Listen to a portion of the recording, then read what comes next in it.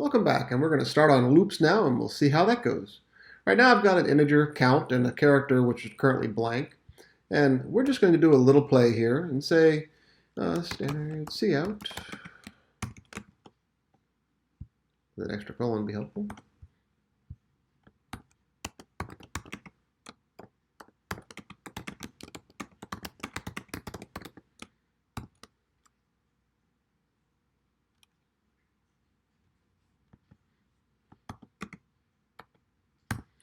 So we're going to ask the user to enter a y if they want us to add 1 to count.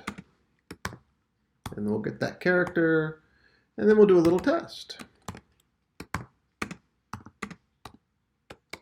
We're going to ignore casing for now.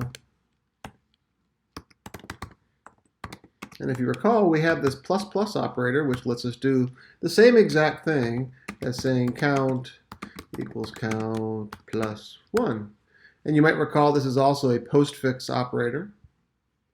So that tells us that it happens after we use it.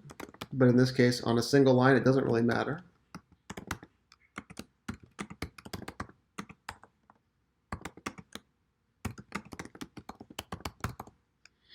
And there we go. So this is a quick little test to say, hey, do you want us to add 1 to the count? Let's see if it works. I want to add 1. Hey, my count equals 1. I don't want it to be 1. No, my count equals 0. So what I've got here is a very simple thing using pretty much a lot of the stuff we've had before in all the previous exercises. I've got a simple counter and I've got a simple tester for user input to determine if I want to do something. Now, right now we can only do it one time. We run to the bottom and we're done. But to get into the idea and the concept of repetition, we might want to continue doing this as long as someone wants to count. Say you're counting people walking through a gate. Yes, yes, yes. So this is what we want it to have happen. Well, to make that repeat itself, we need to change this a little bit. You've got all the skills you need in terms of testing of things. We've covered all the basics of what to do in here. What we need to change is this part right here. So in terms of loops, the first loop we're going to talk about is a while loop. A while loop is known as a pretest loop, which means test it first and then do it. So the structure of it looks just like that. So it says as long as the character is equal to y, keep adding 1 to this. If I run it just like this, though, I'm going to run into a problem. This thing is going to loop forever and never change. So since I don't have any input, I need to make sure that I change something inside the loop, otherwise I get what's called an infinite loop. The structure of a while goes like this. While, some test, do something, and then update your test. So this is where you would put something here that says, okay, now I need to repeat the input that I have. So you can think about a while loop as being determine if I want to do something at least once, or actually get something, determine if I want to do something once with it, do the thing, and then ask if I want to do it again. So this may be read something from a file, get something from a user, add something and see if the number is somewhere, and then is it in the right spot? Do it. So just like an if this is true, execute the block of code. If it's not true, we drop out. There is no else to a while. There's only go and do something else, which is basically continue on down through the code. So this says, for as long as I'm hitting yes, keep adding 1 to y to our counter. So if you look, if I do yes, yes, yes, I've done it 3 times. No, it pops out and tells me 3. So this is our way of looking at running code multiple times to make sure that we can do things as long as the user is controlling it. We could, of course, create more loops and more tests inside here. We could even check all kinds of other stuff. Everything we've done inside a block of code, we can do in here.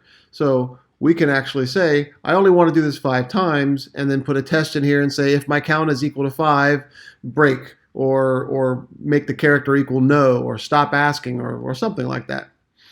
Actually, let's do that just for fun. So we've got a loop going on here, and I want to do this. If the count is greater than or equal to 5, or actually less than or equal to 5,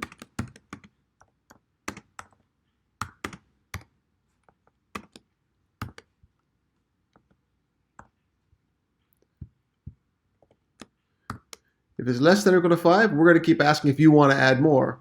Otherwise,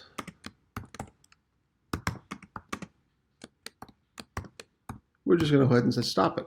So our sentinel value for testing becomes user input or driven by us. We could do this as a Boolean if we wanted to, but this is probably a clean way of doing it for this.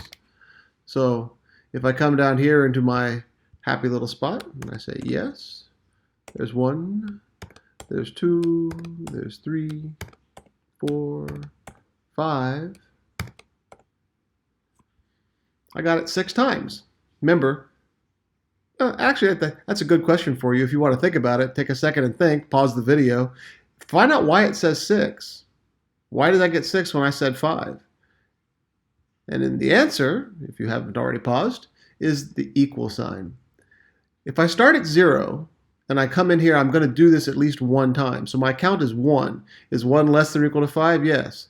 If I do this all the way up to 5, I'm going to end up with this loop running 1 more time. So it's not going to stop at 5. It's really going to count 6 times.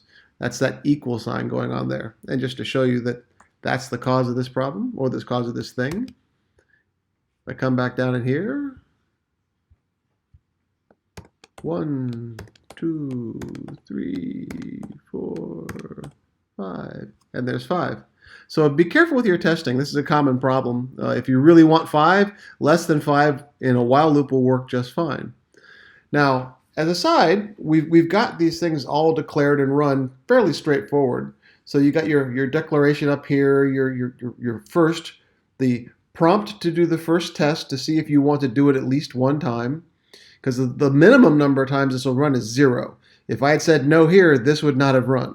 So we test the test, we do our thing, we keep getting input as many times as we want, and then we drop out and print out the actual amount. But what I wanted to point out here is sometimes people like to do things like this. They like putting variables inside blocks of code for loops and if statements and other assorted things. And the question is, though, can we declare 2 variables of the same name? There's a variable here. It even gives you a little clue. There's a variable here. There's a variable here. They have the same name. Can you do that? If you tried it here,